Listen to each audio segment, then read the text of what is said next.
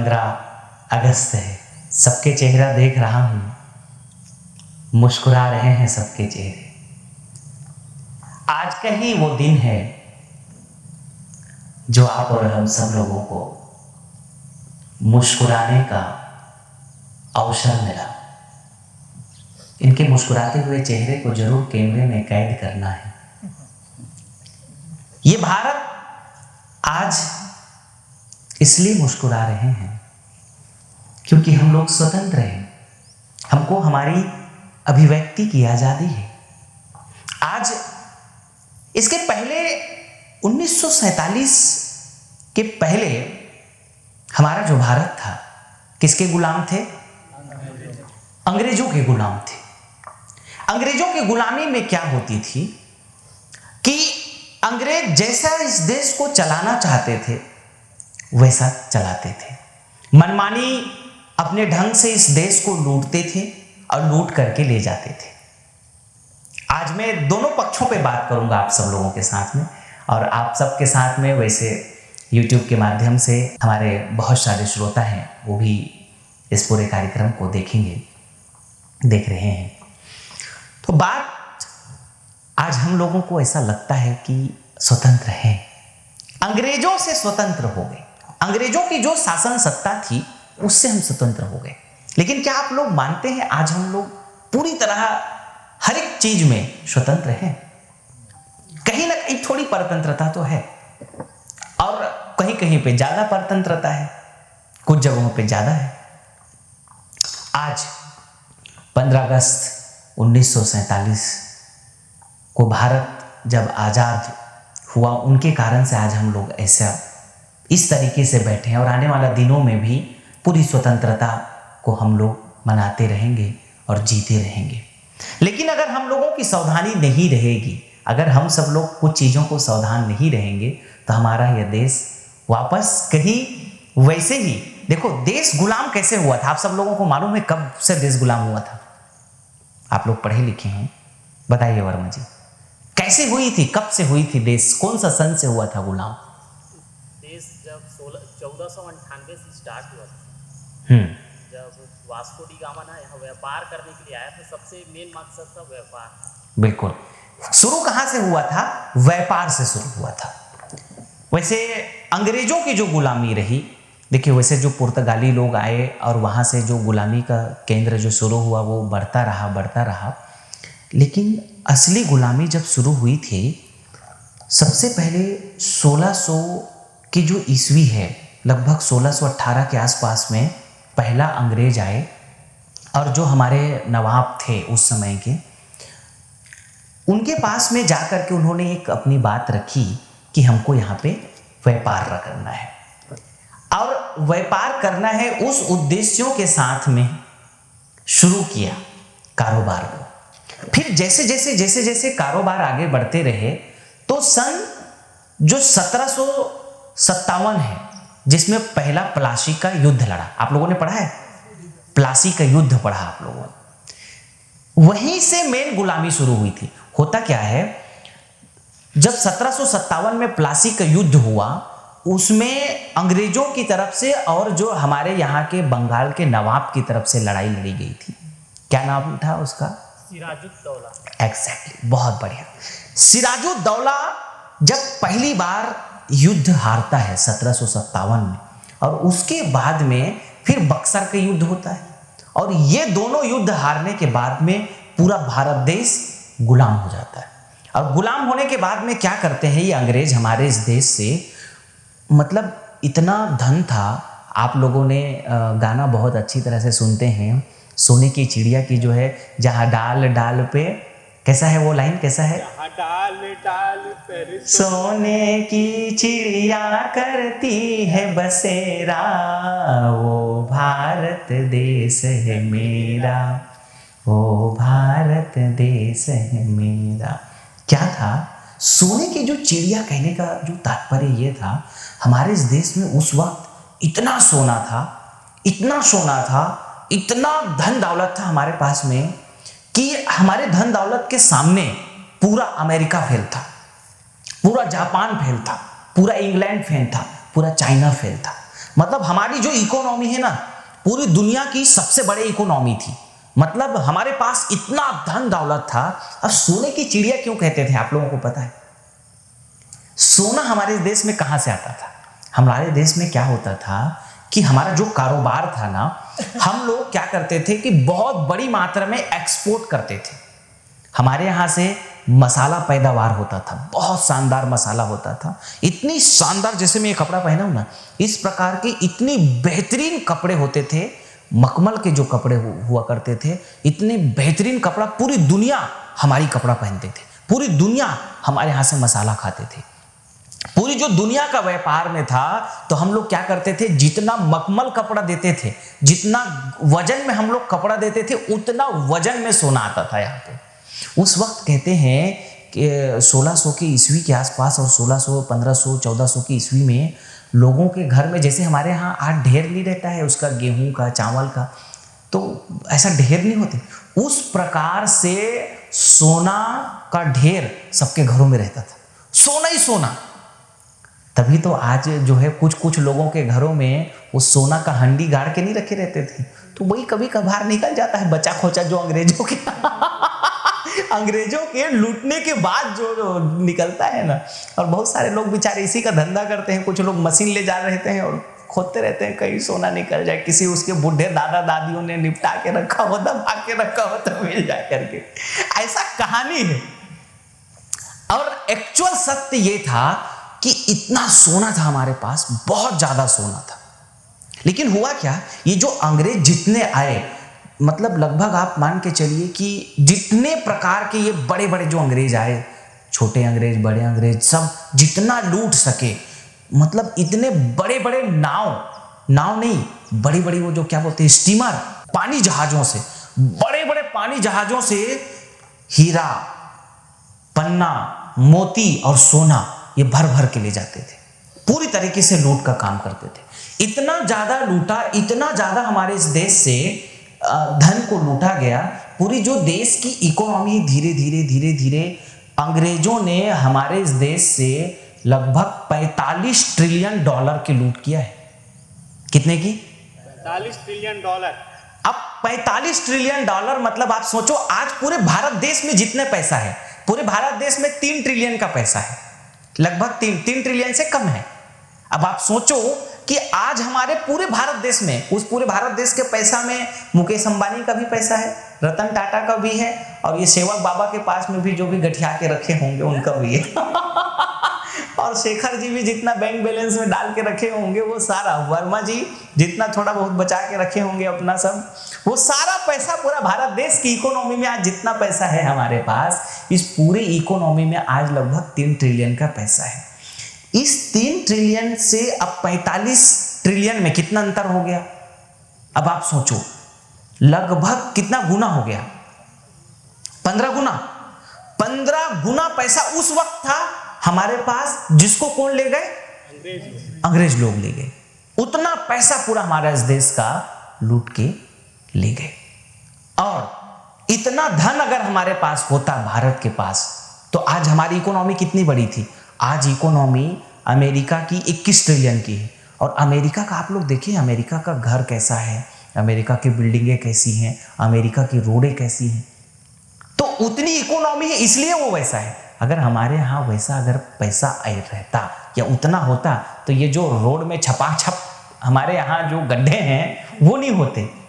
नहीं, हमारे यहाँ जो आज इतनी गरीबी है, इतनी बेरोजगारी है, ये नहीं होती। हमारे यहाँ गरीबी और बेरोजगारी का कारण क्या है? हमारे देश में पैसा नहीं है। मैं आप लोगों को बताऊं, अमेरिका में एक परिवार का जो आय है, आप मान के चलिए लगभग 3 करोड़ इनकम है उनका, एक परिवार का, एक साल का। आप बताओ, इस पूरे गांव में एक भी ऐसा व्यक्ति नहीं होगा जिसका आय साल में 1 करोड़ हो। शायद नहीं है। क्यों रुपेश, तुम इस गांव के नहीं है?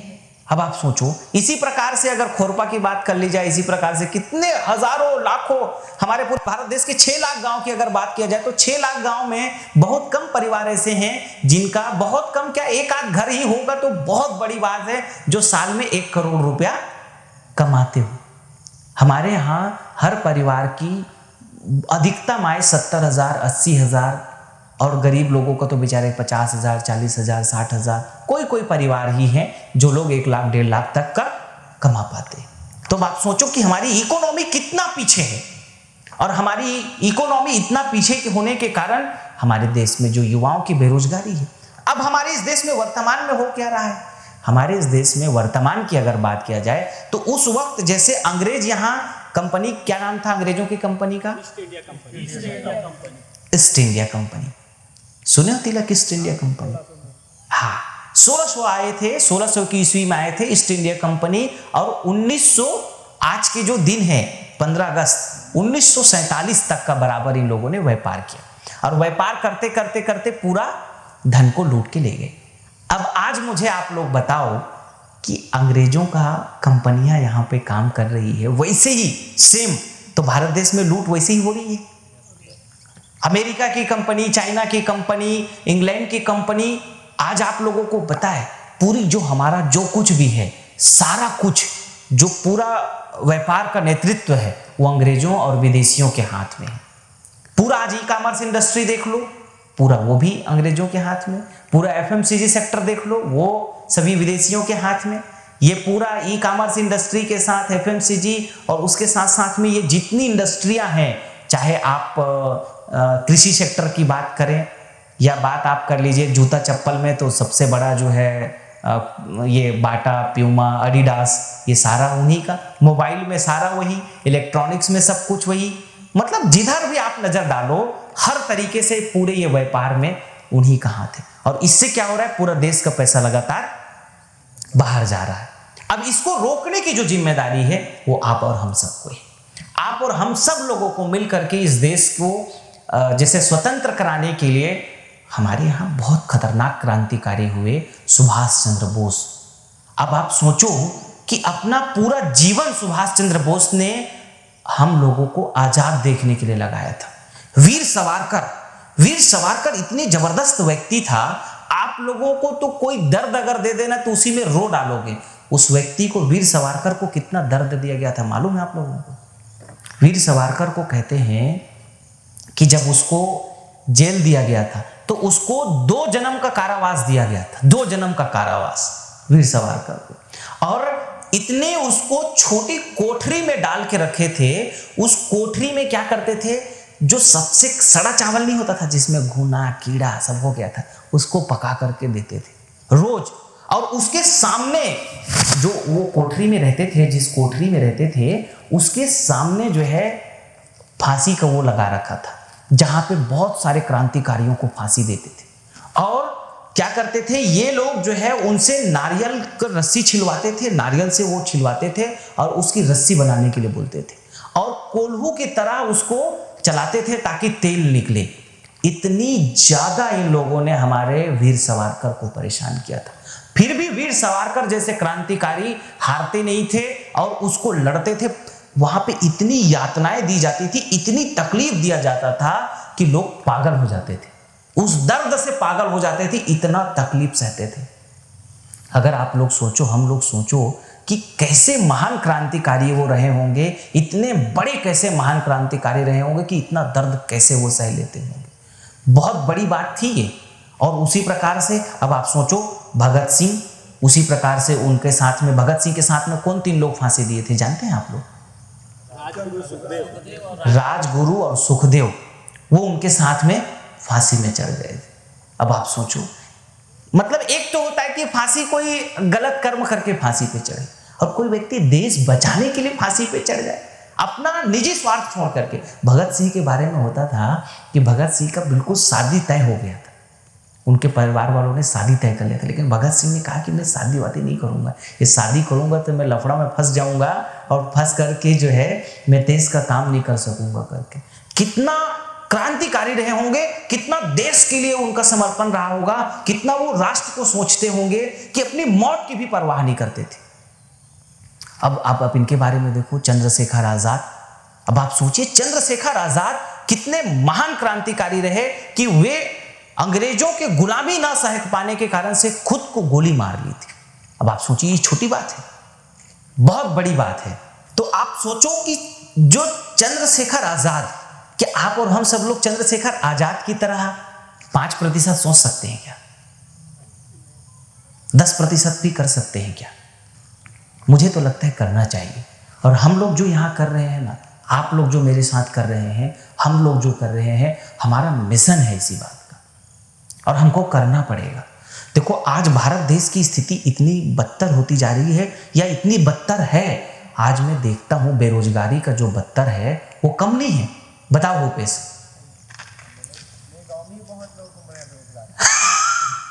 हर गांव में, तुम्हारे गांव में नहीं है, तुम्हारे गांव में है, कितनी बेरोजगारी है, आखिर है कारण क्या है? और सबसे बड़ी मजे की बात है कि भारत देश में हर साल, शेखर, हर साल 1.5 करोड़ नए हमारे बच्चे ग्रेजुएट होके आते हैं, 1.5 करोड़। और पब्लिक सेक्टर और प्राइवेट सेक्टर मिलाकर के हमारे इस देश में ज्यादा से ज्यादा अच्छी नौकरी में जो लोग हैं वो 10 करोड़ लोग हैं, 10 से 15 करोड़ लोग हैं, इससे ज्यादा नहीं है। अब आप सोचिए क्या स्थिति है, ये स्थिति हुई कैसे? ये सेम आज का जो स्थिति है और पुरानी स्थिति को बात किया जाए तो जैसे ईस्ट इंडिया कंपनी आने के बाद जब लूटना शुरू हुआ था, जो पूरी व्यापार में लूट होती थी, तो देश की स्थिति जैसे जैसे कमजोर होती जा रही थी, वही स्थिति आज बहुत ज्यादा भयानक खस्ता हालों में है, भयानक खस्ता हाल में। हम सब लोगों को एक बार वापस इस दिन से सोचने की शुरुआत करनी चाहिए कि इस भारत को कैसे बनाया जा सकता है, इस भारत को हमको बनाने की दिशा में कैसे काम करना पड़ेगा, किन किन तरीके से काम करना पड़ेगा, ताकि हम इस भारत को वापस सशक्त कर सकें, इस भारत को हम पुनः सोने की चिड़िया बनाया जा सके। वैसे हम लोग अगर मेहनत करेंगे ना, अगर हमारे इस देश में जितनी ये विदेशी कंपनियां हैं, केवल ये अगर छोड़ दे तो मैं कहता हूं कि केवल ज़्यादा वक्त नहीं लगेगा, 5 साल में भारत को सोने की चिड़िया बनाया जा सकता है, केवल 5 साल में। तो हम लोगों को उसी के लिए काम करना है। आप सब लोग पूरी अपनी सोच और क्षमता इस राष्ट्र के निर्माण के लिए करना है। हम सब लोग मिल करके इस राष्ट्र परिवर्तन के लिए काम करना है। तो आज हमारे भगत सिंह, सुभाष चंद्र बोस, महात्मा गांधी, अशफाक उल्लाह खां और जितने क्रांतिकारी रहे हैं, वैसे क्रांति की शुरुआत मंगल पांडे, तात्या टोपे, झांसी की रानी लक्ष्मीबाई, इन्होंने शुरुआत किया था। वहाँ से फिर इसमें लगभग 6-7 लाख क्रांतिकारी लगे, जिन सब ने मिलकर के बहुत मेहनत किया और भारत में अंग्रेजों को भगा पाए। अब यहाँ पे मुझे कोई सुभाष चंद्र बोस चाहिए, कोई जो है महात्मा गांधी चाहिए, कोई मुझे यहाँ पे जो है अशफाक उल्लाह खां चाहिए, तो कोई मुझे जो है राजगुरु चाहिए, तो कोई सुखदेव चाहिए, तो कोई जो है रानी लक्ष्मीबाई बने, तो कोई सब बड़े बड़े क्रांतिकारी बने। और उस वक्त जो केवल अंग्रेजों को भगाने के लिए 6 लाख क्रांतिकारी लगे थे, और आज के जितनी विदेशियां कंपनी हैं जो भारत देश के व्यापार को पूरी तरह से लूट रहे हैं, कम से कम हमको 6-7 करोड़ लोग चाहिए। तो मेरे जो YouTube के जितने हमारे साथी सहयोगी हैं, वो जितने बैठे हैं, ये आप और हम सब मिल करके इस भारत में 6-7 करोड़ लोग लग करके वापस एक नया काम को, नया अभियान को शुरुआत करना है। और इस नया अभियान के साथ हम लोग इस पूरे भारत में एक नई बदलाव करेंगे। और आप सब लोग भी आज 15 अगस्त को ये संकल्प लेना है कि मैं भी अपने जीवन के, अपने समय के, अपने बुद्धि के और अपना क्षमता के कुछ प्रतिशत राष्ट्र के लिए, ठीक है, जितने लोग हमारे यहाँ साथी बैठे हैं, आप सब लोगों का जरूर कुछ प्रतिशत राष्ट्र के लिए, समाज के लिए, देश के लिए। देखो, बहुत स्वार्थ में जिंदगी बिताने का कोई मतलब नहीं है। अच्छा एक बात बताओ, यहाँ पे कोई अमर है क्या? कोई अमर आया है? सबको जाना है। तो जाना है तो कुछ तो अपने लोगों के लिए भी करके जाना चाहिए कि नहीं करना चाहिए?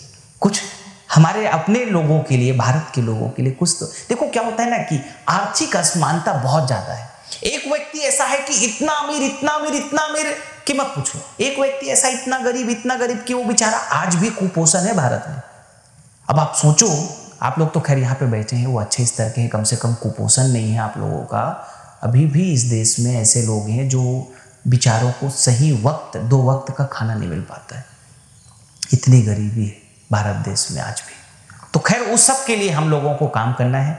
मैं आशा करता हूँ मेरे आप सभी साथी सहयोगी, आप सभी हमारे साथ मिल करके इस राष्ट्र निर्माण में हमारे साथ सहयोग करेंगे। भला आज हमारी टीम इस स्तर पे है, छोटे स्तर पे है, लेकिन आने वाले दिनों में ये स्तर बड़ी होनी चाहिए और आप और हम सब मिल कर के इस राष्ट्र को, इस देश को बहुत आगे ले जाना है। इन्हीं के साथ आप सबको आज के लिए 15 अगस्त की आप सबको बहुत बहुत शुभकामनाएं।